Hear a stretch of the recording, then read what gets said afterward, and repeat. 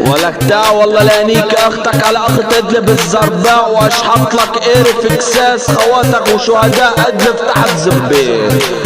اخو المنتاج اسمع ما بدي اطلع عنيك اختك مرة تانية. يا الله ويا ستار لانيك اختك يا غضب الادب بفوق الدار.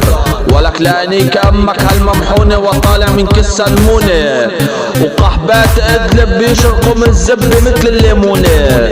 ولك لانيك اختك عند ابو الكمر وطالع من كساس خواتك الخمر. ولك لانيك اختك على البركون وكس امك تحت قيري هون وهون. ولك لا افضح كس اختك على المحطة، ولا خلي امك تخلي حط زبك بس حطة. ولك لا اطلع ادبر بكة واشحط نسوان ادلب الزرباء واعطيهم من قيري شدة. ولك لانيك ادلب الزرباء وانيك شهداء في نص حلب الشهباء. ولك لانيك اختك بزب حلب الشرس، ولانيك امك بالحبس. ولك لا خلي قيري في كس اختك علامة ليوم القيامة. يلا زبط لي اختك وزبط لي وضعك عشان رد التاني اطلع عنيك اختك على اخت ادلب الزرباء. وكس اختك من هون لعندك يا اخو المنتاكي، جايلي فزيع لانيك اختك فوق البيت.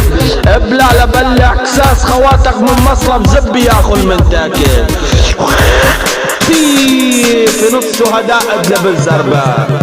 احد كس اختك هي بصمة لعيون اختك القحبة، وخليها بصمة على كس اختك باسم حمود الحلبي، لعيون المجرم الحلبي ولعيون ختيار الحلبي. طير كس اختك على